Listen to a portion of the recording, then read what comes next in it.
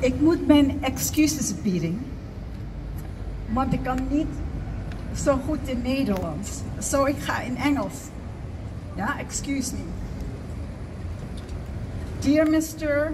Maresch, dear Meneer Bruininga, and all esteemed people here. Thank you, Peggy, for inviting me. I come with greetings from the Indo Project. The Indo Project is the only international organization that focuses on our history, on our Indisch history.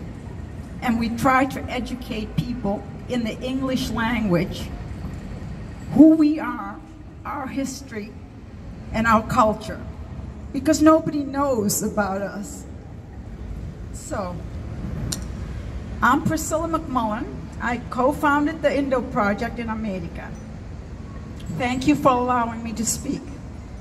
Each year on the 6th of August starts a chain of events that remind people of World War II in Asia.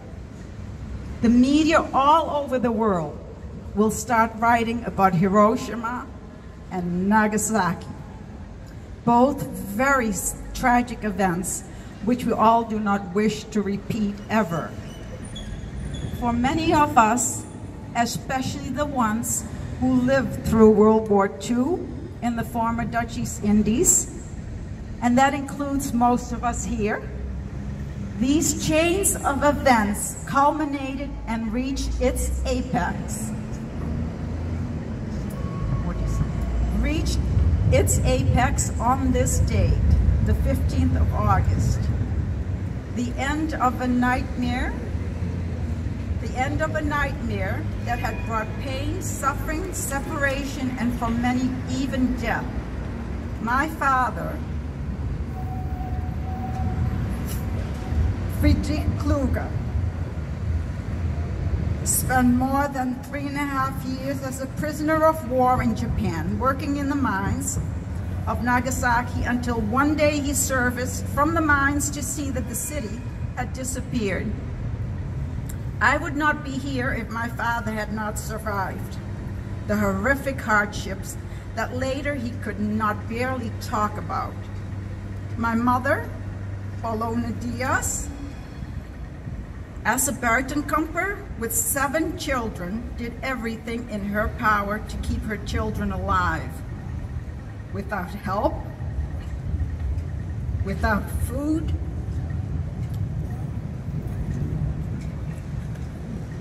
without shelter, without hope, without knowing whether her husband was alive or dead, and not knowing that the next day would bring. My uncle, Leonardo Alfonso Diaz, from Ambon, gave his life in the service of the CNIL. His loyalty to the House of Orange knew no bounds, just like many of his fellow soldiers. He was beheaded on the island Kilwick, only 24 years old. There is no grave, no monument, no medals, no trace of him. So here we are, 75 years later. Many of you here have similar stories, and some of you even lived through this hell called World War II in Asia.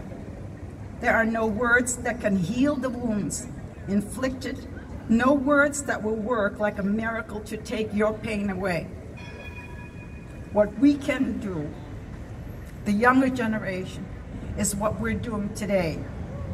Honoring the memory of those who gave their lives for their country. Respecting those who lived through sorrow that is hard to imagine for many of the younger generation.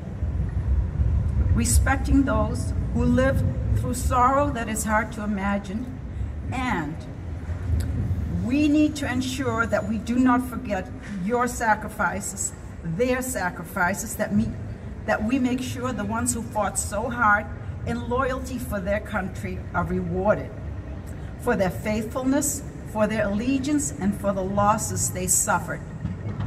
We are here today to keep alive their spirit and never, ever forget. We are here today to remind the younger generations the sacrifice the older generations have made. We are here today to pay our respect to all who gave their all. We will never forget. And we will continue to be the reminder and conscience of many who want to forget. Tot slot, know that the Indos across the globe, and that's what the Indo Project tries to do, that the Indos across the globe are with you and are working to keep our precious history alive. Thank you for allowing me to speak.